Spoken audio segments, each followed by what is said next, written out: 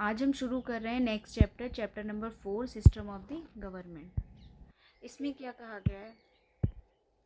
The state refers to the political institution that represent a sovereign people organise under one independent government within a definite territory and subject to no outside control. जो state है, इस शब्द का क्या मतलब है? यहाँ पे ये समझाया जा रहा है, जो स्टेट है वो रेफर करता है a political institution that represent a sovereign people. मतलब ये एक पॉलिटिकल इंस्टीट्यूशन है, ठीक है। जैसे मान लो अब हमारा जो स्टेट क्या हुआ, जो पूरा इंडिया है, कॉन्स्टिट्यूशनल लैंग्वेज में जो है हम इसको कंट्री ना कह के पूरा स्टेट कहते हैं। जैसे कि प्रेसिडेंट को हम हेड ऑफ द कंट्री ना कह के हेड ऑफ द स्टेट कहते हैं, और प्राइम मिनिस्टर जो है इन्हें हम हेड ऑफ द गवर्नमेंट कहते हैं। उसी तरीके से जो यहाँ पे स्टेट बोला गया है, ये क्या कहा गया है कि जो पूरी एक कंट्री होती है ये एक तरीके का पॉलिटिकल इंस्टीट्यूशन है, ठीक है, जो क्या रिप्रेजेंट करता है कि sovereign people organise under one independent government. मतलब क्या है कि पीपल जो है यहाँ के सोवरेन है, मतलब हमारे ऊपर कोई ताकत नहीं है, हम अपने डिसीजन लेने में स्वतंत्र हैं, और वो ऑर्गेनाइज होते हैं हमारे ऊपर जो है एक इंडिपेंडेंट गवर्नमेंट है within a definite territory. मतलब हमारी एक डेफिनेट टेरिटरी है and subject to no outside control. पूरा बात कहने का मतलब ये है कि स्टेट का मतलब क्या होता है कि हम with in a definite boundary, जहाँ पे मतलब मान लो एक इंडिया है तो हमें पता है भाई, जब वो कश्मीर से लेके कन्याकुमारी तक, इधर आप इधर वाली जो ईस्ट वेस्ट वाला आप बाउंड्री देख लो, ठीक है। तो इस तरीके से आपकी प्रॉपर बाउंड्री पता है आपको कि भाई यहाँ से ये हमारे स्टेट हमारे अंदर में आता है, हमारी कंट्री का है। पर्टिकुलर स्टेट भाई ये हमारी कंट्री के अंदर में नहीं आता, ये दूसरे। तो हमारी बाउंड्री जो है वो डिफाइन है एक तरीके से, और हमारे ऊपर जो है किसी का कंट्रोल नहीं है, हम अपने आप में स्वतंत्र हैं, ठीक है।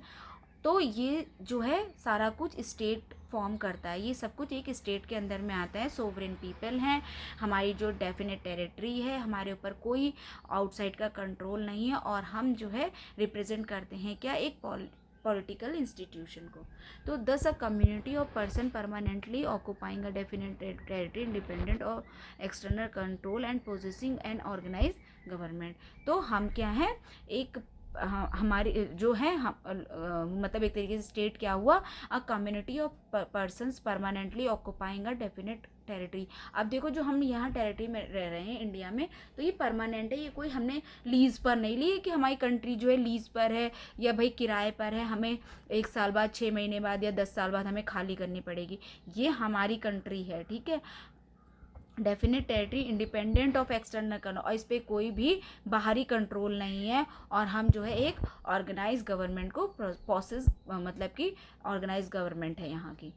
A government is a group of exercising authority over a territory and it's people, ठीक है। गवर्नमेंट क्या होती है, जो एक्सरसाइज करती है अथॉरिटी ओवर अ टेरिटरी है और उसके पीपल, एक स्पेसिफिक टेरिटरी है और उसके अंदर रहने वाले जितने लोग हैं, वहाँ पर जो है जो पर्टिकुलर गवर्नमेंट होती है वो अपने पावर को एक्सरसाइज करती है, अथॉरिटी को एक्सरसाइज करती है। Responsible for creating and enforcing law, managing public affairs and providing essential service.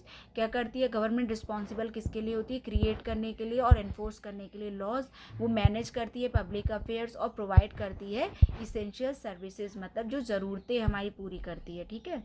फिर क्या करती है, the system of government defines the division of authority between the legislature and executive determining a countries governance structure. System of government जो है वो define करता है division of authority between legislature and executive. जो सिस्टम ऑफ गवर्नमेंट, जैसे कि हमारे यहाँ पार्लियामेंट है, इसमें 3 चीज़ें इंक्लूड हैं। पहले हो जाते हैं प्रेसिडेंट, फिर हो जाते हैं लोकसभा, और फिर हो जाती है राज्यसभा। तो ये तीनों मिलकर जो है पार्लियामेंट सिस्टम बनाते हैं। अब इसमें जो है जो लोकसभा होती है ये लेजिस्लेटिव बॉडी होती है, और राज्यसभा भी लेजिस्लेटिव बॉडी होती है। लेकिन इन्हीं के जो कुछ मेंबर्स होते हैं, ठीक है, जैसे कि तो जो हमारे यहाँ लेजिस्लेटिव बॉडी है वही बहुत हद तक ओवरलैप करती है एग्जीक्यूटिव बॉडी की तरह भी, ठीक है। फिर एग्जीक्यूटिव में और भी आ जाते हैं जो गवर्नमेंट ऑफिशियल्स वगैरह होते हैं, जो गवर्नमेंट के अंडर में काम करते हैं, जो उन लॉज को इम्प्लीमेंट, देखो लेजिस्लेचर क्या है, जो लॉ बना रहा है। यहाँ पे जो लेजिस्लेचर लिखा हुआ है और जो एग्जीक्यूटिव लिखा हुआ है, इसका मतलब है लेजिस्लेचर वो है जो लॉ बना रहा है, और एग्जीक्यूटिव वो है जो उन लॉज को लागू कर रहा है, ठीक है। लागू भी तो करते हैं लोग, डिफरेंट डिफरेंट एक्ट वगैरह बना के जो बन गए हैं उन्हें लागू भी तो होना है, सिर्फ वो किताबों में बनाने से थोड़ी होता है। तो जो लागू होते हैं तो इस तरह से ये लेजिस्लेचर हो जाता है, ये एग्जीक्यूटिव हो जाता है। तो दोनों का जो पावर है वो डिफाइन है भाई, लेजिस्लेचर की ये पावर है, एग्जीक्यूटिव की ये पावर है। लेकिन हमारे यहाँ पे क्या है सिस्टम में, जो लेजिस्लेटिव बॉडीज़ होती हैं वो बहुत हद तक एग्जीक्यूटिव बॉडीज़ भी होती हैं, तो ये वाला सिस्टम थोड़ा ओवरलैप हो जाता है। लेकिन पावर दोनों की, जब वो लेजिस्लेचर की तरह है तो वो लेजिस्लेचर के दायरे वाले काम करती हैं, और जब वो एग्जीक्यूटिव वाले काम करती हैं तो उनका दायरा अपना अलग है, ठीक है। फिर उसके बाद क्या आता है, टाइप्स ऑफ गवर्नमेंट क्या है। टाइप्स ऑफ गवर्नमेंट में आता है सबसे पहले यूनिटरी सिस्टम। हमारे यहाँ पे क्या है, unitary system. In a unitary system a central government holds all the power with regional authorities deriving their authorities from it. इसमें क्या होता है, जो सेंट्रल पावर होती है ना, जैसे कि हमारे यहाँ सेंट्रल गवर्नमेंट हो गई, तो इसके पास जो है सारी पावर है, ठीक है, इसके हाथ में जो सारी पावर होती हैं। और जो रीजनल अथॉरिटीज़ होती हैं, मान लो जैसे स्टेट गवर्नमेंट हो गई या जो लोकल गवर्नमेंट्स हो गई, तो ये सब जो है ये क्या करती हैं, अपनी पावर जो है वो इस सेंट्रल अथॉरिटी से, ये जो यूनिटरी सिस्टम का जो सेंट्रल अथॉरिटी है, सेंट्रल गवर्नमेंट है, यहाँ से अपनी पावर को डिराइव करती हैं। Unitary system always have a single strong government and may have a written France और unwritten Britain constitution, supreme Japan और नॉन सुप्रीम ब्रिटेन का कॉन्स्टिट्यूशन, रिजिड फ्रांस और फ्लेक्सिबल ब्रिटेन का कॉन्स्टिट्यूशन, और बाई कैमरलिज्म ब्रिटेन और unicameral cameral China के legislature की तरह। मतलब यहाँ क्या कहना चाह रहा है कि जो यूनिटरी सिस्टम है वो हमेशा सिंगल स्ट्रॉन्ग गवर्नमेंट होती है वहाँ पर, ठीक है, सिंगल स्ट्रॉन्ग गवर्नमेंट होती है, जहाँ पर रिटन कॉन्स्टिट्यूशन हो सकता है फ्रांस में, क्योंकि फ्रांस में भी यूनिटरी सिस्टम है, और अनरिटन कॉन्स्टिट्यूशन भी हो सकता है ब्रिटेन की तरह। मतलब ज़रूरी नहीं है कि जहाँ पर यूनिटरी सिस्टम ऑफ गवर्नमेंट चल रहा हो वहाँ रिटन कॉन्स्टिट्यूशन हो या फिर अनरिटन हो, वहाँ दोनों में से कोई सा भी हो सकता है, रिटन भी हो सकता है और अनरिटन भी हो सकता है। ऐसे ही एग्जाम्पल क्योंकि ऑलरेडी अवेलेबल हैं, जैसे फ्रांस में रिटन कॉन्स्टिट्यूशन है और वहाँ यूनिटरी सिस्टम है, और ब्रिटेन में अनरिटन कॉन्स्टिट्यूशन है जबकि वहाँ पर भी यूनिटरी सिस्टम है। फिर वहाँ पे जो है सुप्रीम जापान और नॉन सुप्रीम ब्रिटेन, कॉन्स्टिट्यूशन जो है सुप्रीम हो सकता है, जापान में जैसे कॉन्स्टिट्यूशन को सुप्रीम माना गया, ठीक है, और वहाँ पर भी क्या है, यूनिटरी फॉर्म ऑफ गवर्नमेंट है। और नॉन सुप्रीम इन ब्रिटेन, यहाँ पे कॉन्स्टिट्यूशन को सुप्रीम नहीं माना गया है, ब्रिटेन में कॉन्स्टिट्यूशन सुप्रीम नहीं है, वहाँ पे पार्लियामेंट सुप्रीम है, पार्लियामेंट चाहे तो कुछ भी कर सकती है, ठीक है। लेकिन जो बाकी जगह है वहाँ पे क्या कहते हैं, जैसे इंडिया हो गया, यहाँ पर भी कॉन्स्टिट्यूशन सुप्रीम है, तो उसी की तरह जापान में भी कॉन्स्टिट्यूशन सुप्रीम है, और इन दोनों ही जगह पे जो है यूनिटरी फॉर्म ऑफ गवर्नमेंट है। फिर कॉन्स्टिट्यूशन जो है वो रिजिड और फ्लेक्सिबल भी हो सकता है। रिजिड कहाँ की तरह, जैसे फ्रांस में रिजिड कॉन्स्टिट्यूशन है और वहाँ पे भी यूनिटरी फॉर्म ऑफ गवर्नमेंट है, और ब्रिटेन का फ्लेक्सिबल कॉन्स्टिट्यूशन माना जाता है, लेकिन जबकि वहाँ पर भी यूनिटरी फॉर्म ऑफ गवर्नमेंट है। फिर आता है कि कॉन्स्टिट्यूशन बाय कैमरल भी हो सकता है ब्रिटेन की तरह, और यूनिकैमरल भी हो सकता है चाइना की तरह। अब बाय कैमरल और यूनिकैमरल का मतलब क्या हुआ कि जो बाय कैमरल है वहाँ पे द्विसदनीय है, और यूनिकैमरल मतलब वहाँ पे एक ही सदन है, ठीक है। जैसे हमारे यहाँ पे है लोकसभा और राज्यसभा, इसको बोलेंगे दो सदन। वैसे ही वहाँ पे जैसे जो ब्रिटेन है वहाँ पर भी अपर हाउस और लोअर हाउस करके होते हैं, ठीक है। तो जैसे हाउस ऑफ कॉमन्स और हाउस ऑफ लॉर्ड्स वहाँ पे बोला जाता है उन्हें। तो ये जो है बाय कैमरल हो गए। और यूनिकैमरल चाइना में जो है एक ही सदन होता है, वहाँ पे दो सदन नहीं होते हैं लेजिस्लेचर के। फिर आता है नेक्स्ट टॉपिक, क्या है, नेक्स्ट कॉन्सेप्ट है इसमें फेडरल सिस्टम का। इसमें क्या कहा गया है, फेडरल सिस्टम में आता है कि a federal system divides powers between central government and regional government, each with constitutionality defined autonomy। इसमें क्या कहा गया है कि जो पावर हैं बिटवीन सेंट्रल गवर्नमेंट और रीजनल गवर्नमेंट, इन दोनों की पावर जो है अपनी अपनी जगह पे डिफाइंड है। ऐसा नहीं है कि जो सेंट्रल है वो अपनी मनमानी ढंग से काम कर रही है और जो फेडरल गवर्नमेंट है, जो स्टेट गवर्नमेंट्स हैं, वो अपने ढंग से काम कर रहे हैं। नहीं, इन दोनों की पावर जो है डिफाइंड है, और इन दोनों को ही अपने अपने दायरे में जो है स्वतंत्रता मिली हुई है। ऐसा नहीं है कि भाई ये दोनों किसी अपने स्टेट के अंदर अगर स्टेट का जो पीएम या सीएम होता है तो वो अपने स्टेट में स्वतंत्र है डिसीजन लेने के लिए। बस कुछ मैटर्स ऐसे आ जाते हैं जहाँ पे देश की जो है एक तरीके से एकता और संप्रभुता की बात आ जाती है, तो वहाँ पे यूनिटरी मतलब वो कह सकते हैं कि एक तरीके से पावर दी गई है उनको ज़्यादा। बाकी हर जगह पे जो है स्टेट को ऑटोनॉमी दी गई है। एग्जाम्पल क्या कौन कौन से हैं उसके, यूएस है, स्विट्ज़रलैंड है, Australia, Canada, Russia, Brazil, Argentina, Germany, ये सब क्या हैं फेडरल सिस्टम ऑफ गवर्नमेंट यहाँ पे फॉलो होते हैं। ठीक है, फिर आया दूसरा क्या चीज़ है, कॉन्फेडरेटेड सिस्टम। कॉन्फेडरेट सिस्टम क्या होता है, इसमें क्या कहा गया है, in a confederate system regional government maintains most power with a weak central authority that relies on voluntary compliance. It features a flexible constitution. Example include the former Soviet Union and Switzerland Canton system.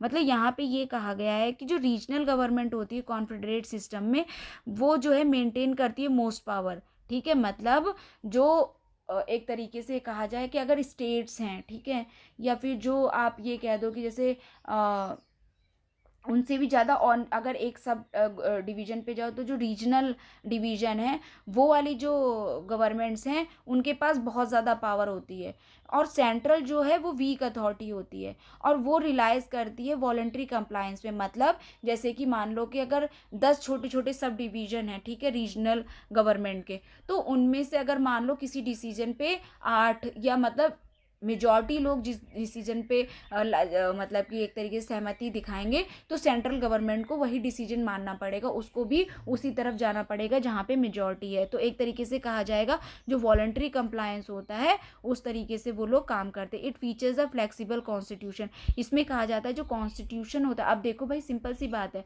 जब constitution में federal system वाला system होता है या unitary form of government होता है, तो वहाँ पे रिजिड और फ्लेक्सिबिलिटी का जो है एक तरीके से कॉम्बिनेशन हो भी सकता है और नहीं भी हो सकता है। लेकिन जब ये कॉन्फेडरेट सिस्टम आता है यहाँ पे, तो सोचो आप जो है जैसे गठबंधन की सरकार मान लो आप, जब गठबंधन की सरकार नहीं होती है जहाँ पे मेजॉरिटी से गवर्नमेंट जीत कर आती है, तो वहाँ पे वो डिसीजन उस हिसाब से लेते हैं। वहाँ पे क्या होता है कि सारी गवर्नमेंट में जितने भी लोग होते हैं, जितने भी मिनिस्टर्स आते हैं, जब वो एक ही पार्टी के होते हैं तो उनकी आइडियोलॉजी भी सेम ही होती है।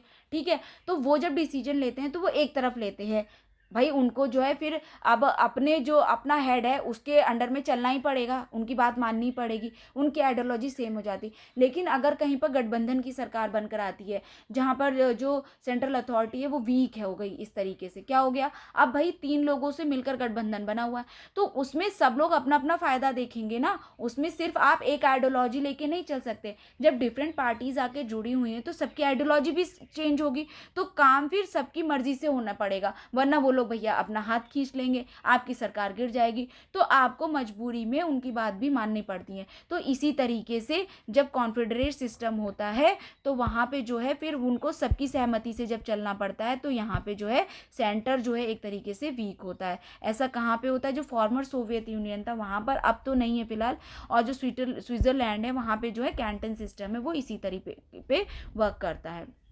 फिर आता है कॉन्स्टिट्यूशनल गवर्नमेंट। देखो ये जो बताई जा रही है ना, ये ऐसा नहीं है कि ये इंडिया के कॉन्टेक्स्ट में बताया जा रहा है, क्योंकि देखो ये वाला सिस्टम इंडिया में तो फॉलो ही नहीं होता है। ठीक है, फेडरल सिस्टम भी यहाँ पे फॉलो नहीं होता है, यहाँ पे तो कॉम्बिनेशन है फेडरल और यूनिटी का। ये सिर्फ ये बताया जा रहा है कि कौन कौन से टाइप्स ऑफ गवर्नमेंट जो है ये देखे जाते हैं। ठीक है, तो इसमें नेक्स्ट टॉपिक क्या है, कॉन्स्टिट्यूशनल गवर्नमेंट क्या होती है। It is the one that operate with in the limitation set by the country's constitution, serving as the supreme law of land। तो यहाँ पे क्या कहा जाता है कि जो कॉन्स्टिट्यूशनल लिमिट में जो काम करना होता है, मतलब आप जो है कॉन्स्टिट्यूशन को ही जो है सुप्रीम मान लो। ठीक है, और आप जब उसकी सुप्रीमेसी रहेगी तो जो जो कॉन्स्टिट्यूशन के अकॉर्डिंग ही आपको सारे काम करने पड़ेंगे, और जो इस constitution he supreme law of land माना जाएगा, उससे ऊपर कुछ भी नहीं है।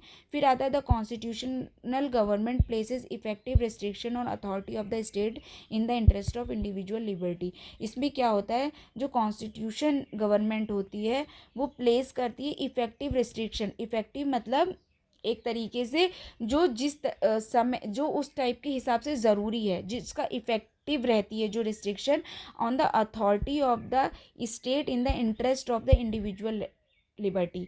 मतलब एक तरीके से इफेक्टिव रेस्ट्रिक्शन आप कहो तो एक तरीके से पॉजिटिव रिस्ट्रिक्शन मतलब देती है अथॉरिटी ऑफ द स्टेट को, ताकि वो जो है इंडिविजुअल का जो है इंटरेस्ट का हनन ना कर सकें। कॉन्स्टिट्यूशनल गवर्नमेंट जो होती है प्लेस करती है एक तरीके से पॉजिटिव रिस्ट्रिक्शन कह सकते हैं आप, या इफेक्टिव रिस्ट्रिक्शन कह सकते हैं अथॉरिटी ऑफ द स्टेट मतलब स्टेट के ऊपर in the interest of the individual liberty, ताकि उनके जो है इंटरेस्ट का हनन ना हो सके। फिर नेक्स्ट है सोर्सेज ऑफ द पावर।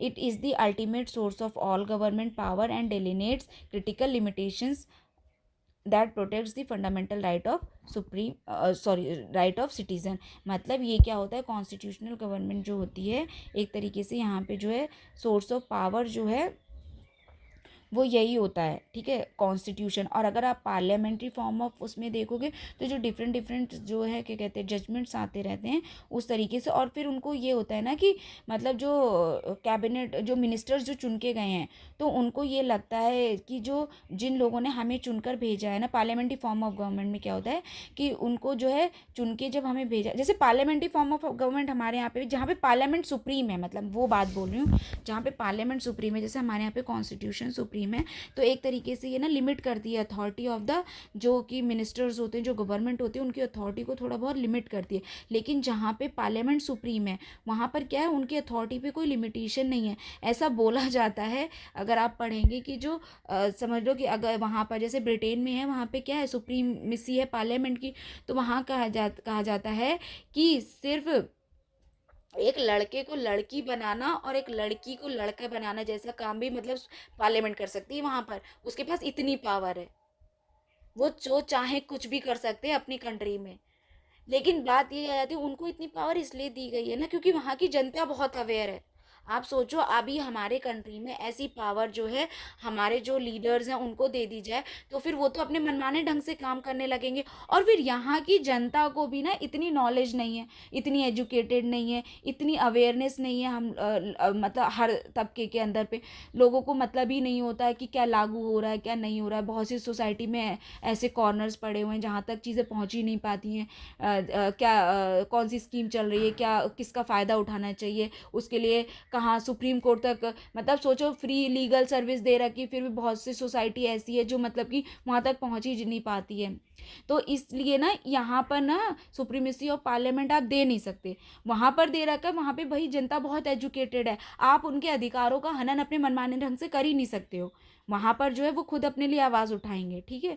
तो इसलिए वहाँ पर जो है सुप्रीमेसी ऑफ पार्लियामेंट होना ठीक है, लेकिन हमारे यहाँ पे कॉन्स्टिट्यूशन की सुप्रीमेसी ही ठीक है। तो ये कहते हैं कि ये ultimate source of all government powers होता है, डिलिमिटेट करता है critical limitation that protects fundamental right of citizen. फिर आता है कि लिमिटेशन ऑन गवर्नमेंट, जो कॉन्स्टिट्यूशनल अगर फॉर्म ऑफ गवर्नमेंट हो जाती है तो इसमें क्या हो जाता है, एक तरीके से गवर्नमेंट को जो है लिमिट किया जाता है। जहाँ पे कॉन्स्टिट्यूशन सुप्रीम होता है वहाँ पे एक तरीके से लिमिटेशन आ जाती है गवर्नमेंट पे। उनको अनलिमिटेड पावर नहीं होती है, उसमें कुछ दायरे दिए गए हैं, आपको उसी दायरे में रह के काम करना पड़ता है। तो ये लिमिटेड गवर्नमेंट का स्ट्रक्चर हो जाता है, ठीक है। फिर नेक्स्ट टॉपिक दिया गया है फॉर्म्स ऑफ गवर्नमेंट, कौन कौन से फॉर्म्स ऑफ गवर्नमेंट होते हैं, ठीक है। इसमें क्या है, फीचर्स क्या क्या है, फिर है parliamentary form of system, presidential form of system और semi presidential form of system. ये तीन तरह के हम नेक्स्ट पढ़ते हैं।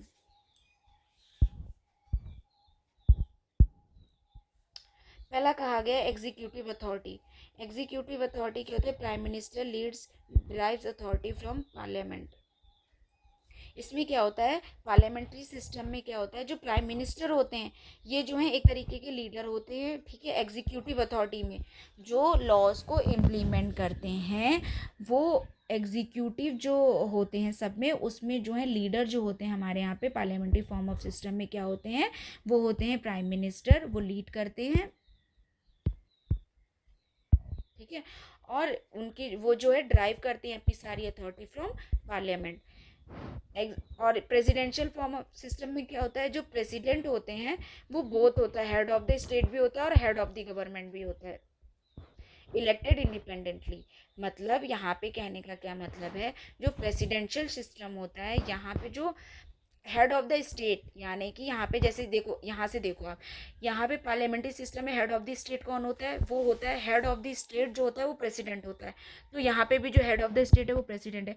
लेकिन पार्लियामेंट्री सिस्टम में जो हेड ऑफ द गवर्नमेंट होता है वो प्राइम मिनिस्टर होता है, लेकिन यहाँ पे हेड ऑफ द गवर्नमेंट भी प्रेसिडेंट ही होता है। तो ये दोनों में डिफरेंस है। और ये जो है इंडिपेंडेंटली इलेक्ट किए जाते हैं, जबकि हमारे यहाँ पे जो है प्राइम मिनिस्टर वगैरह जो है ये डेमोक्रेटिक के लिए जो है इलेक्ट किए जाते हैं। प्रेसिडेंट भी वैसे ही किए जाते हैं और प्राइम मिनिस्टर भी किए जाते हैं वैसे ही। बस प्राइम मिनिस्टर जो है वो डायरेक्टली किए जाते हैं और प्रेसिडेंट एक तरीके से इनडायरेक्टली इलेक्टेड होते हैं।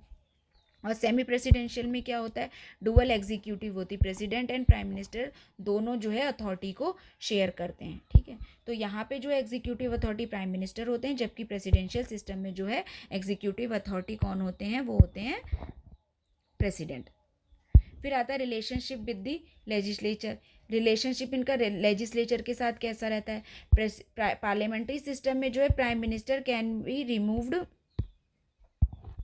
Bye the vote of no confidence. मतलब अगर सोचो कि नो कॉन्फिडेंस मोशन पास हो गया तो प्राइम मिनिस्टर जो है उनको जो है रेजिग्नेशन देना पड़ेगा या फिर वो हट जाएंगे अपने पद से। तो इसका मतलब है कि सारे मतलब जो और मिनिस्टर्स वगैरह हैं, प्राइम मिनिस्टर उन पर डिपेंड करते हैं। अगर उनकी मेजॉरिटी नहीं है, भाई इनको जो है लोग नहीं चाहते हैं बनाना, तो ये इनको पद से उतरना पड़ जाएगा अगर नो कॉन्फिडेंस मोशन पास हो गया। ये सब क्या होता है ना, नो कॉन्फिडेंस मोशन वगैरह, ये सब आपको जो है नेक्स्ट टॉपिक में ही पता चलेगा। अभी मैं अगर उनको यहाँ पे समझाने लगी ना तो आपको फिर ये समझ में नहीं आएगा। अभी आप ये समझ लो कि एक तरीके से नो कॉन्फिडेंस मोशन का मतलब आ गया कि जैसे कि मान लो कि यहाँ पे जो है बहुत सारे मेंबर्स, अब जैसे बीजेपी है, अभी बीजेपी के बहुत सारे मेंबर्स चुनकर गए हैं, वो मेजॉरिटी में है, ठीक है, तो तभी उनमें से ही जो है एक प्राइम मिनिस्टर बन गए हैं। ठीक है, सब सारे जो है वहाँ पे मिनिस्टर्स ने डिसाइड किया कि भाई प्राइम मिनिस्टर ये रहेंगे, तो ये प्राइम मिनिस्टर बन गए। इसका मतलब सबका जो है वोट ऑफ कॉन्फिडेंस इनको मिला हुआ है, सब चाहते हैं कि ये बने। लेकिन अगर सोचो, मान लो कि 500 लोग हैं, ठीक है, टोटल मेंबरशिप 500 है, मैं सिर्फ एग्जाम्पल के तौर पर बता रही हूँ कि 500 लोग टोटल मेंबरशिप में, और मान लो ये लोग 300 में जीत के गए हैं, 300 मेजॉरिटी है इनकी। ठीक है, अब 300 में से अगर सोचो 300 के 300 चाहते हैं जब, तभी तो ये प्राइम मिनिस्टर हैं।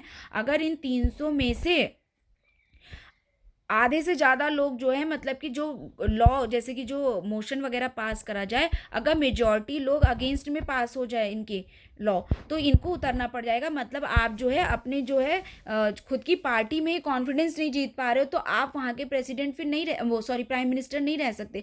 फिर जो वो इंसान ही प्राइम मिनिस्टर बन सकता है जिसके पास पूरी मेजॉरिटी का, पूरी अपनी पार्टी का जो है कॉन्फिडेंस हो। तो ये होता है पार्लियामेंट्री सिस्टम में। और प्रेसिडेंशियल सिस्टम में क्या होता है, यहाँ पे जो है प्रेसिडेंट को ईजिली रिमूव नहीं कर सकते। ये जब चुनकर आ जाते हैं तो इनको इतने ईजिली रिमूव नहीं कर सकते हैं। और ये जो है फिक्स टर्म के लिए, जैसे फिक्स टर्म तो हमारे यहाँ पे प्राइम मिनिस्टर का भी बोलते हैं ना 5 साल है, लेकिन भैया ये नहीं है कि 5 साल का है तो 5 साल से पहले ये हट नहीं सकते। अगर नो कॉन्फिडेंस मोशन पास हो गया तो इनको, अगर इनको 3 साल भी हुए, 4 साल भी हुए, इवन 6 महीने भी हुए हैं ना, तो भी इन्हें अपनी गद्दी छोड़नी पड़ जाएगी। लेकिन प्रेसिडेंशियल सिस्टम में ऐसा नहीं होता है, वहाँ पे जो फिक्स टर्म होता है कि भाई 5 साल तक तो इनको रहना ही है। बहुत ज़्यादा अनफोर्सिन कंडीशन ना आ जाए कुछ ऐसी, तब तक जो है वो प्रेसिडेंट को हटा नहीं सकते, उनको अपना 5 साल का टेन्योर फिक्स्ड रहता है उनका।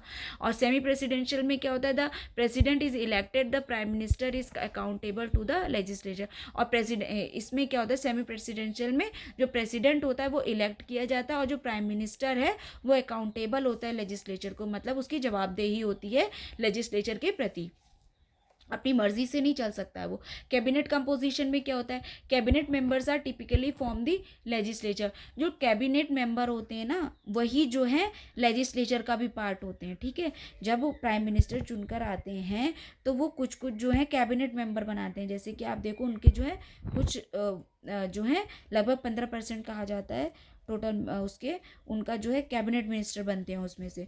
तो इसमें जो प्रेसिडेंशियल फॉर्म ऑफ जो कैबिनेट मिनिस्टर होते, सॉरी पार्लियामेंट्री सिस्टम में क्या होता है, जो कैबिनेट मेंबर होते हैं वही फॉर्म करते हैं लेजिस्लेचर को, वही लॉ बनाते हैं। ठीक है, लेकिन जो प्रेसिडेंशियल सिस्टम में होते हैं, cabinet members are appointed by president, may not be the part of legislature. और कैबिनेट मेंबर जो होते हैं वो प्रेसिडेंट द्वारा चुने जाते हैं। ठीक है, अपने प्रेसिडेंट, देखो यहाँ पर भी जो है प्राइम मिनिस्टर ही बना रहा है अपनी कैबिनेट। ठीक है, कैबिनेट बनाने का जो श्रेय होता है वो प्राइम मिनिस्टर खुद डिसाइड करता है। वैसे ही यहाँ पर, लेकिन यहाँ पे क्या होता है, जो प्राइम मिनिस्टर कैबिनेट बनाता है वो उन्हीं लोगों में से एक कुछ लोगों को कैबिनेट में शामिल कर सकता है जो ऑलरेडी जनता द्वारा चुनकर भेजे गए हैं। लेकिन यहाँ पर जो कैबिनेट होता है, ये जो प्रेसिडेंट अपना कैबिनेट बनाता है, इसमें ज़रूरी नहीं है कि जो जनता द्वारा चुन के गए हैं वही बनाए। यहाँ पे बड़े बड़े बिजनेसमैन होते हैं या अपनी अपनी फील्ड के कुछ अलग जिनको नॉलेज होती है, उनको भी प्रेसिडेंट चाहे तो अपने कैबिनेट में शामिल कर सकता है। उसके लिए ये ज़रूरी नहीं है कि वो चुनकर आए हो। हाँ, वहाँ पे लेजिस्लेचर जो है वो चुनकर आती है, ठीक है, लेजिस्लेचर जो लॉ बना रहे हैं वो चुनकर आते हैं। लेकिन जो प्रेसिडेंशियल कैबिनेट सिस्टम का जो पार्ट होते हैं, उनका चुना वो हो भी सकते हैं और वो चुने हुए नहीं भी हो सकते हैं, ज़रूरी नहीं है। वो प्रेसिडेंट की पूरी जो है अपने ऊपर निर्भर करता है कि वो अपने कैबिनेट में किसको शामिल करना चाहता है और किसको नहीं शामिल करना चाहता है। और जो सेमी प्रेसिडेंशियल सिस्टम होता है, यहाँ पे जो कैबिनेट इंक्लूड करता है member from both president and the legislature. और जो कैबिनेट में होते हैं उसमें जो है दोनों जगह के मेंबर होते हैं, प्रेसिडेंट के भी और लेजिस्लेचर के भी। फिर लेजिस्लेटिव रोल क्या होता है, legislature plays a crucial role in governance and policy making. Parliamentary system में क्या होता है, जो लेजिस्लेचर होता है, कौन, जो लॉ बना रहे हैं, ठीक है, जो लॉ बना रहे हैं, जो लॉ पास करवा रहे हैं, जो लॉ को पास करना है, तो ये वाले जो लोग होते हैं या जो मेंबर्स होते हैं, ये बहुत इंपॉर्टेंट रोल प्ले करते हैं गवर्नेंस और पॉलिसी मेकिंग में। सिंपल सी बात है भाई, तुम लॉ बना रहे हो, ठीक है, तो जो लॉ बन जाता है उसी को फिर इम्प्लीमेंट किया जाता है, ठीक है। और यहाँ पे कोई अपना अलग सा तो कैबिनेट है नहीं कि जो है और लोग चुन कर आए। तो यही जो लेजिस्लेचर का पार्ट होते हैं, ये बहुत इंपॉर्टेंट रोल प्ले करते हैं किसमें, देश के गवर्नेंस और पॉलिसी मेकिंग में। लेकिन जो प्रेसिडेंशियल सिस्टम होता है, यहाँ पे जो होता है legislature has limited influence over the president's decision. अब मतलब इसमें कहने का क्या है, देखो, प्रेसिडेंट ने अपना कैबिनेट खुद चुना है, ठीक है, लेजिस्लेचर जो है वो लोगों द्वारा चुन के भेजा गया। तो लेजिस्लेचर का काम ये है कि आप भाई प्रॉपर लॉ बनाइए, आप प्रॉपर बिल ले जाइए, बिल आप पेश कीजिए, ये आपका काम है, आप लॉ बनाएंगे। लेकिन भैया जो प्रेसिडेंट है, बात यह है कि कोई भी लॉ जो आपने बिल पेश करा है, वो लॉ तभी बनता है जब उस पर प्रेसिडेंट के हस्ताक्षर होते हैं या प्रेसिडेंट की मंजूरी मिल जाती है, ठीक है। तो आपने यहाँ से लॉ बना के भेज दिया, ये बात ठीक है कि जितने लॉ बनकर आएंगे वो आपके अंडर से ही आएंगे, ठीक है, सारे डिसीजंस पे प्रेसिडेंट ना तो नहीं कह सकता। लॉ बनाने का जो है आपको ही काम दिया गया है, लेकिन उसको पास करना है, उसको एसेंट देना है या नहीं देना है, ये प्रेसिडेंट के ऊपर निर्भर करता है और वो अपने कैबिनेट से मिलकर जो है डिसीजन दे सकता है। लेकिन यहाँ पे जो है सेमी प्रेसिडेंशियल सिस्टम में क्या है, देखो यहाँ पे ऐसा नहीं था, यहाँ पे जो लॉ लेजिस्लेचर है वही जो है कैबिनेट का सिस्टम है। तो भैया जब लॉ बनकर आया, ठीक है, उसी के कुछ मिनिस्टर जो हैं वो कैबिनेट में बैठे हुए हैं, जो लेजिस्लेचर है वही कैबिनेट में भी बैठे हुए हैं। तो जब लॉ बनकर आया है भाई, हमने उन्होंने नहीं बनाया है, तो जब यहाँ पास करवाने की बारी आएगी, जब ये लोग उस बिल को पास करवाएंगे, एक्ट बनवाएंगे, तो भाई वो तो यहाँ से तो मेजॉरिटी से पास हो ही जाएगा। फिर बात गई प्रेसिडेंट की, फिर प्रेसिडेंट अपना एसेंट देगा या नहीं देगा वो उसका सिंगल डिसीजन हो जाएगा। लेकिन यहाँ पे जो है आप लॉ बना सकते हैं, प्रेसिडेंट्स का डिसीजन अपना अलग रहता है, ठीक है। लेजिस्लेचर का लिमिटेड इन्फ्लुएंस होता है ओवर प्रेसिडेंट्स के डिसीजन पे। The legislature has significant power but also shares it with the president. अब यहाँ पे क्या, सेमी प्रेसिडेंशियल सिस्टम में क्या होता है कि लेजिस्लेचर के पास लॉ बनाने की तो अच्छी खासी पावर होती है, लेकिन वो अपनी पावर को जो है शेयर करता है किसके साथ, प्रेसिडेंट के साथ। फिर आती है बात किसकी, नेक्स्ट है स्टेबिलिटी। स्टेबिलिटी में क्या है, can be unstable government can change frequently. अब सिंपल सी बात है, देखो यहाँ पे बात बोली गई थी कि जो प्राइम मिनिस्टर चुन के आए, ठीक है, आप देखो एक बात और है यहाँ पे, कैबिनेट प्राइम मिनिस्टर ने खुद चुना है, ठीक है, सरकार आपने खुद बनाई है, हाँ। तो जब नो कॉन्फिडेंस मोशन पास होता है, अगर मान लो आपका जो है कॉन्फिडेंस ही नहीं है सरकार पे और नो कॉन्फिडेंस मोशन पास हुआ तो सरकार गिर गई। अब सरकार गिर गई तो भैया जितने मिनिस्टर हैं उसमें उन सबको रेजिग्नेशन देना पड़ेगा। अगर प्राइम मिनिस्टर डूबेगा तो वो अपने साथ सबको ले डूबेगा, यहाँ तक कि उन मिनिस्टर्स को भी जो कि राज्यसभा से हैं। अगर लोकसभा में नो कॉन्फिडेंस मोशन पास हुआ तो वो मिनिस्टर्स भी सारे रेजिग्नेशन देंगे जो कि राज्यसभा में हैं और जो प्राइम मिनिस्टर से रिलेटेड हैं, ठीक है। भाई मिनिस्टर हो तब, इसका मतलब जो पार्टी सत्ता में है आप तभी तो मिनिस्टर हो, वरना आप पार्लियामेंट के मेंबर हो सकते हो। मिनिस्टर क्यों बनाएगा कोई आपको, आप मिनिस्टर इसीलिए हो क्योंकि भैया वो पार्टी रूल कर रही है। तो जब सरकार गिरेगी तो आप सब भी जाओगे, सरकार प्राइम मिनिस्टर डूबेगा तो आप सबको भी ले डूबेगा। यहाँ पे ये वाला सीन होता है, ठीक है। तो यहाँ पे बोलते हैं कि बहुत अनस्टेबल गवर्नमेंट होती है। क्या होता है भैया, नो कॉन्फिडेंस मोशन पास हो गया किसी वजह से, भाई नहीं है सरकार में मत, नहीं है लोगों को मतलब कि एक तरीके से भरोसा प्राइम मिनिस्टर पे या उन कैबिनेट मिनिस्टर्स पे, और वहाँ पे नो कॉन्फिडेंस मोशन इन लोगों ने पास कर दिया। तो ज़रूरी नहीं है कि ये लोग अपना 5 साल का टर्म भी पूरा कर पाएँ, ये बीच में गिर जाएगी सरकार और फिर कोई और सरकार बनकर आएगी। डिपेंड करता है सिचुएशन कैसी है। प्रेसिडेंट वो एक तरीके से फ्लोर टेस्ट करवाएगा, उसी में से अगर दूसरी पार्टी में किसी और में मेजॉरिटी भैया कॉन्फिडेंस दिखा रही है तो भैया उसको प्राइम मिनिस्टर बना दिया जाएगा। और अगर भैया प्राइम मिनिस्टर बनने के कोई चांसेस ही नहीं है, वहाँ पे कोई मौजूद ही नहीं है, किसी में भी कोई कॉन्फिडेंस नहीं है, तो टसल की स्थिति आ जाएगी। तो हो सकता है भैया दोबारा से इलेक्शंस हो, सारी प्रोसेस दोबारा से होगी, तब जाके गवर्नमेंट चुनकर आएगी। तो ये वाली सिचुएशन होती है, यानी कि यहाँ पे बहुत अनस्टेबल गवर्नमेंट हो जाती है और बहुत जल्दी चेंज हो सकती है। लेकिन जो प्रेसिडेंशियल फॉर्म ऑफ सिस्टम है, यहाँ पे तो भैया फिक्स टर्म के लिए आए हैं प्रेसिडेंट साहब, ठीक है, 5 साल के लिए।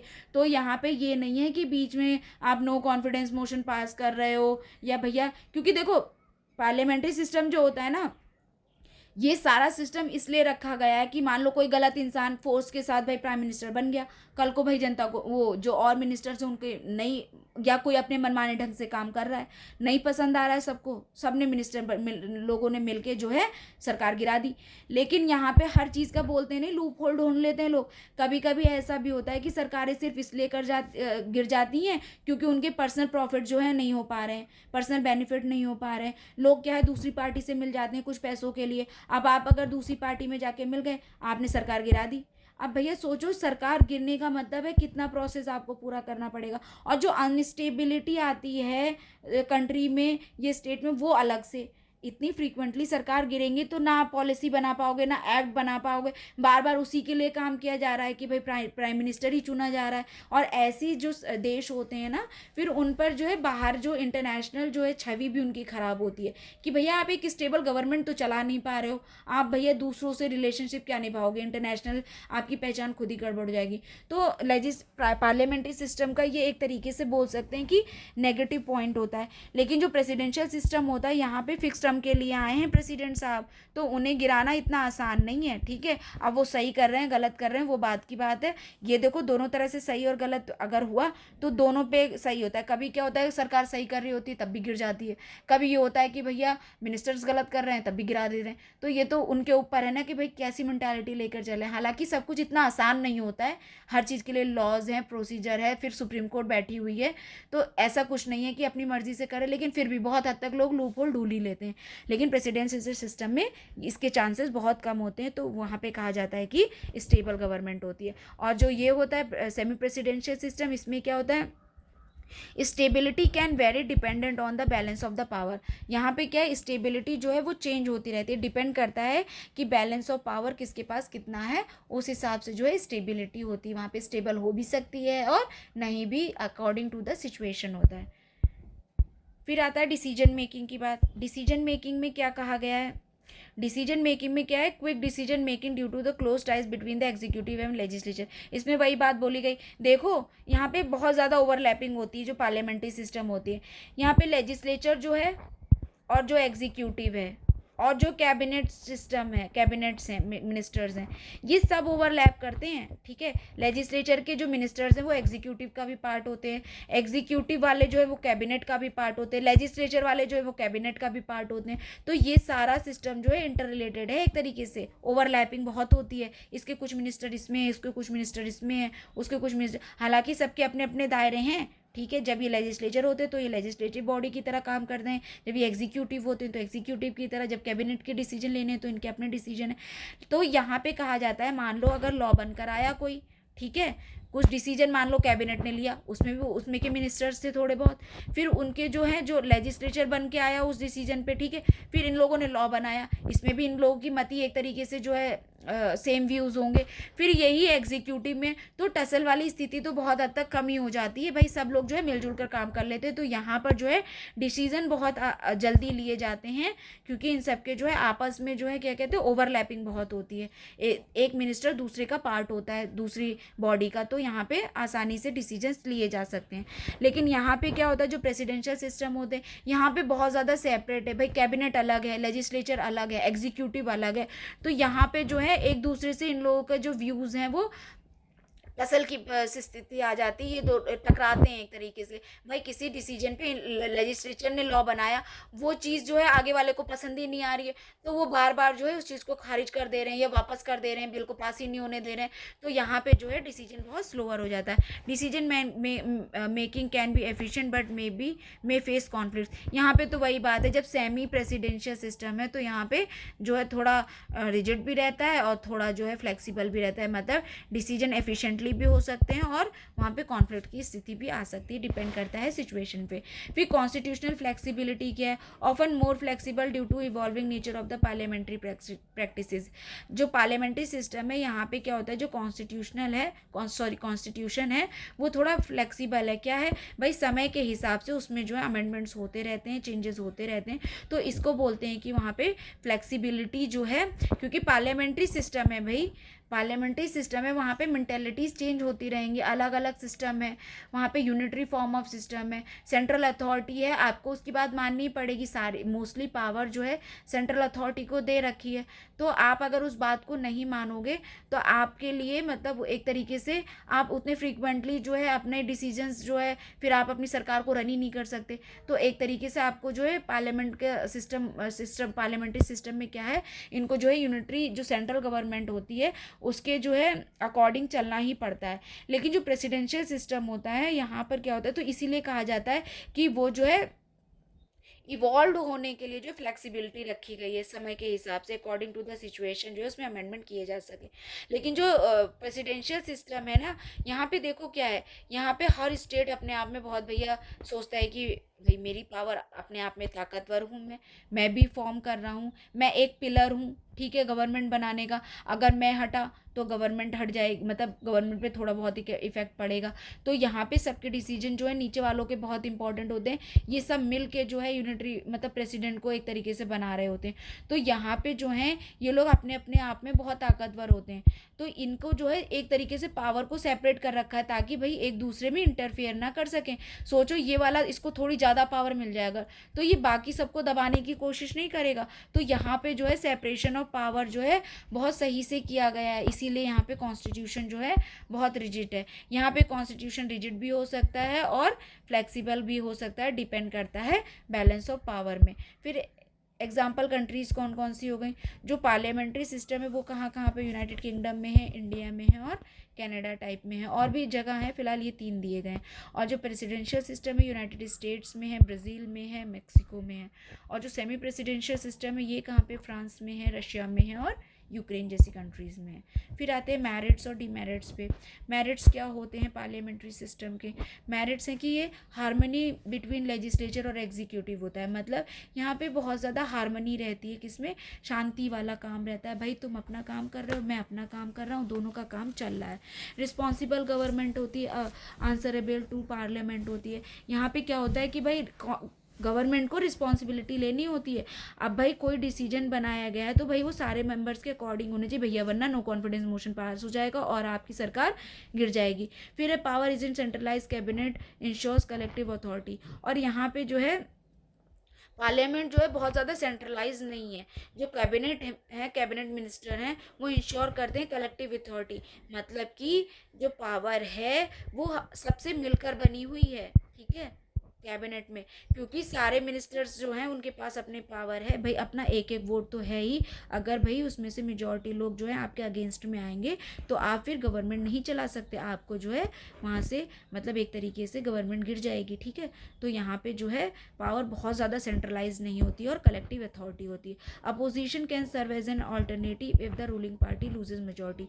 और इसमें क्या होता है, एक अपोजिशन पार्टी बनाई जाती है जो कि जैसे कि क्या है, मान लो 4 पार्टियों ने इलेक्शन लड़ा, उसमें से क्या हुआ, एक पार्टी तो सबसे ज़्यादा जिसके पास वोट आए, फिर उससे कम आए, फिर उससे कम आए, फिर उससे कम आए, तो जिसके पास ज़्यादा वोट आए सबसे, उसने तो अपनी सरकार बना ली, ठीक है। लेकिन जो इससे कम वाली वोट होते हैं, ठीक है, ये जो सेकंड नंबर पर है, इसको बोलते हैं, ये जो है अपोजिशन की तरह काम करते हैं। ये लोग क्या करते हैं, जैसे कि अब कोई लॉ बनकर आए, ठीक है, इन लोगों ने लॉ बनाया, अब इन्होंने अपने हिसाब से लॉ बना दिया, मेजॉरिटी में लॉ पास भी हो जाएगा, लेकिन ये लोग क्या करते हैं, ये सरकार के क्रिटिसिज्म के लिए बैठे रहते हैं, ठीक है। ये आप जो है उसमें जो है गलतियां निकालते हैं, आपके लॉज में गलतियां निकालते हैं, क्योंकि भैया इनका तो काम ही है आप में गलतियां निकालना।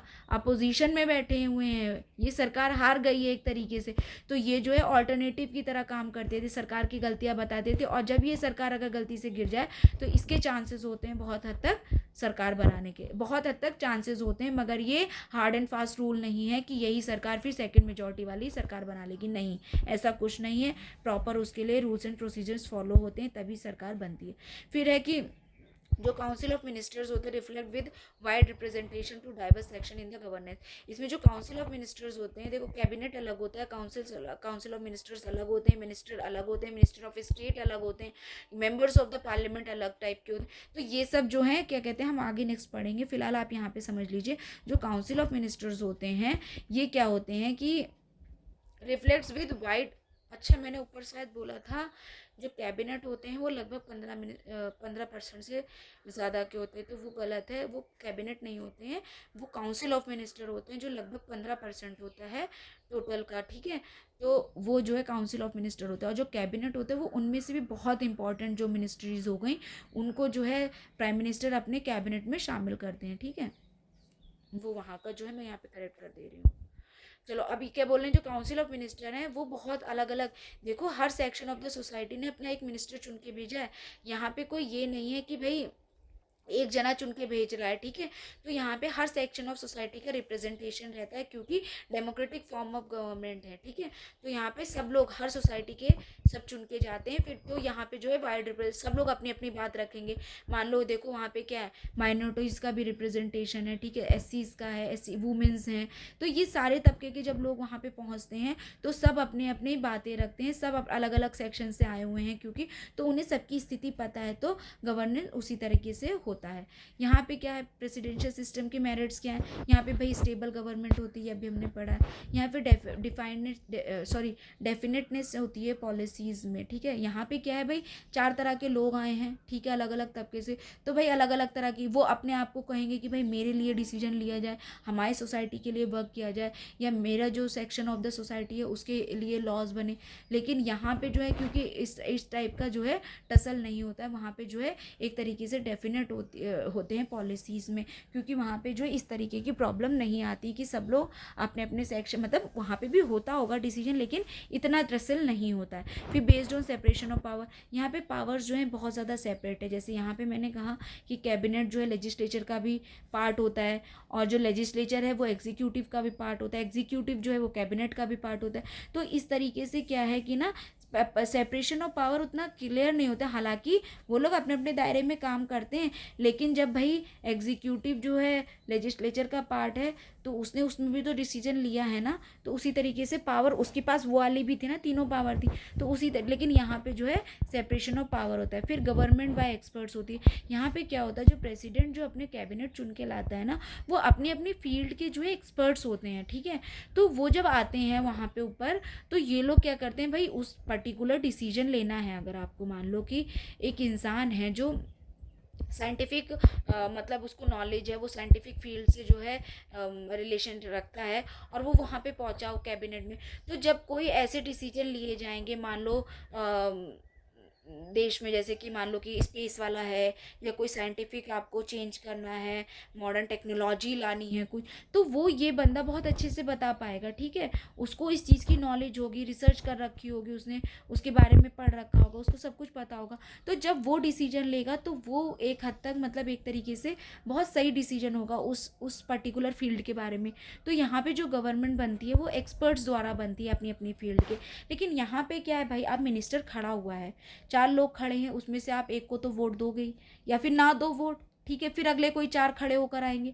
लेकिन यहाँ पे आपने जो गवर्नमेंट जो है वो चुन कर आई, भाई मैंने जिसको वोट दिया वो वहाँ चुनकर पहुँचा, ठीक है, वहाँ चुनकर जब पहुँचा है, तो वो जब चुन के पहुँच गया है, तो जितने भी मिनिस्टर, काउंसिल ऑफ मिनिस्टर हो गए या कैबिनेट मिनिस्टर हो गए, वो उसी में से बनेंगे। उनके पास ये नहीं है कि भाई वो अलग अलग तरीके से, मतलब प्रेसिडेंट्स के पास ये पावर नहीं है कि वो फिर एक्सपर्ट्स को अपनी मर्जी से किसी को भी चुन के लेकर आ जाए गवर्नमेंट में ना।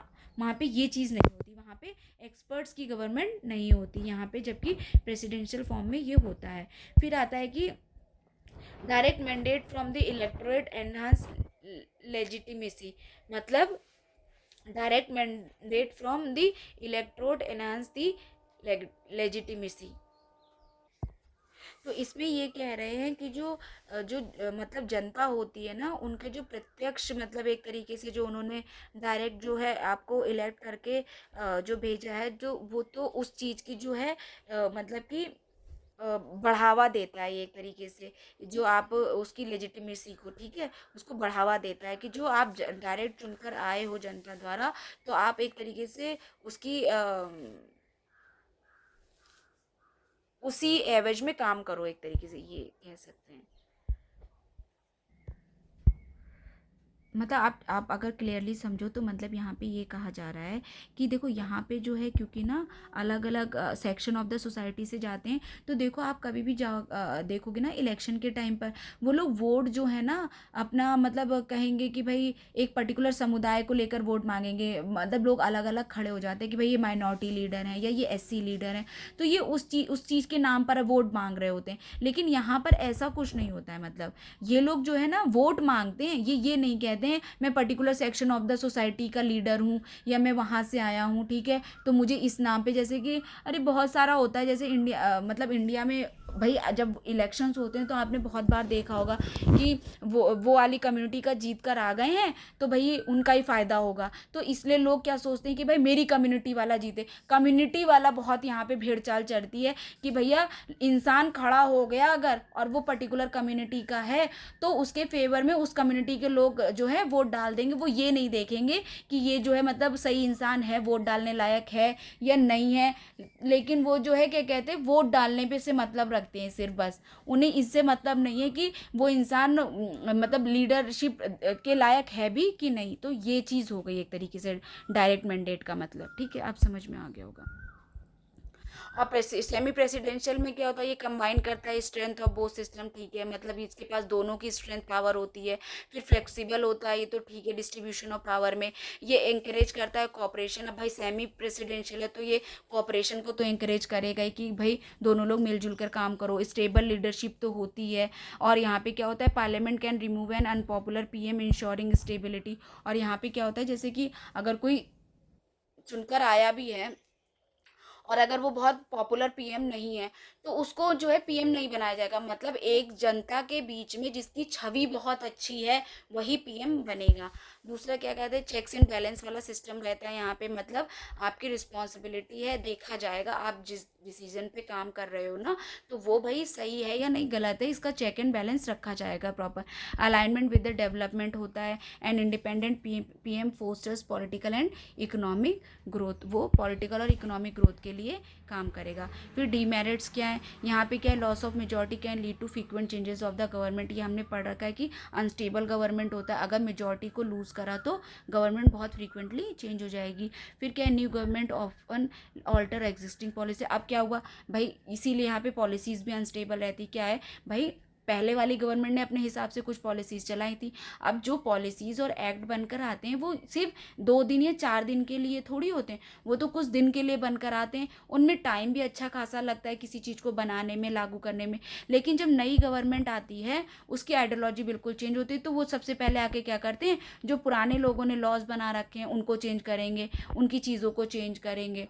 मतलब ज़रूरी है या नहीं है वो तो अलग का बात हो गई। उनके दिमाग में बहुत सी गवर्नमेंट लीडर्स के दिमाग में तो यही रहता है कि भाई क्योंकि उसने बनाया है और मैं नया आया हूँ, तो मैं अपने हिसाब से चीज़ें चेंज करूँगा, मैं उसके हिसाब से, भले ही चीज़ें सही चल रही हैं या गलत चल रही हैं वो तो एक अलग मुद्दा हो गया। A strong cabinet can centralise power. अब अगर ये बात होती जैसे बहुत ज़्यादा मेजॉरिटी में कोई सरकार जीत कर आ गई, तो वो जो है अपने मनमाने ढंग से भी काम करने लगती, बहुत सारे ऐसे अमेंडमेंट करने लगती है जो मतलब कि एक तरीके से उसकी पावर, मतलब कि सारी सत्ता उसके हाथ में आ जाए, सेंट्रलाइज पावर करने के लिए। यहाँ पे बहुत ज़्यादा ब्लड सिचुएशन है सेपरेशन ऑफ पावर के मामले में, मतलब बहुत ज़्यादा क्लियरली डिफाइंड नहीं कर रखा है कि पर्टिकुलर इस सेक्शन से आप बाहर नहीं जा सकते, आपकी इतनी ही पावर का दायरा है। फिर मिनिस्टर्स में not be specialist limiting effective governance.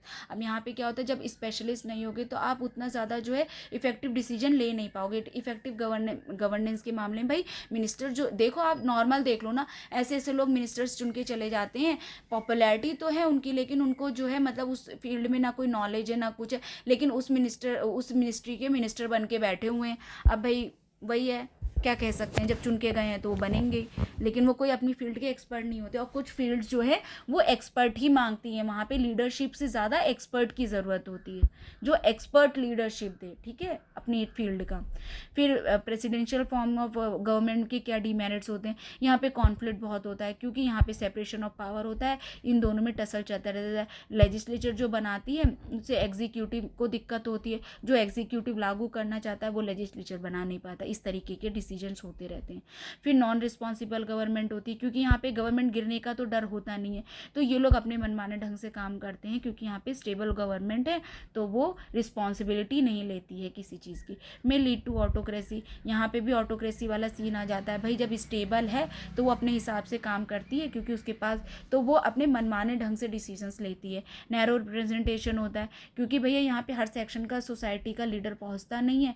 देखो पार्लियामेंट्री सिस्टम में तो हर तबके के लोग गए, लेकिन यहाँ पे ऐसा नहीं होता है, तो यहाँ पे कहते हैं कि ये सबको, जो वहाँ पे गवर्नमेंट बनती है वो एक तरीके से सबको रिप्रेजेंट नहीं करती, हर सेक्शन ऑफ द सोसाइटी का रिप्रेजेंटेशन नहीं होता। डिफिकल्टी इन अचीविंग कंसेंसस, और यहाँ पे क्या होता है कि भाई यहाँ पे पार्लियामेंट्री सिस्टम में क्या होता है, ओवरलैपिंग होती है ना डिसीजन मेकिंग में, या लेजिस्लेचर एग्जीक्यूटिव और कैबिनेट में, तो यहाँ पे डिसीजंस बहुत आसानी से हो जाते हैं, क्योंकि यहाँ पे आइडियोलॉजीज लगभग सेम होती हैं। लेकिन यहाँ पे क्योंकि आइडियोलॉजीज चेंज होती हैं, सब कुछ बहुत अलग अलग है, हर चीज़ के लिए पावर अलग है, मिनिस्टर्स अलग हैं, तो यहाँ पे आइडियोलॉजी में मतलब कि कंसेंसस नहीं मिल पाता है, मतलब एक मतता नहीं होती है।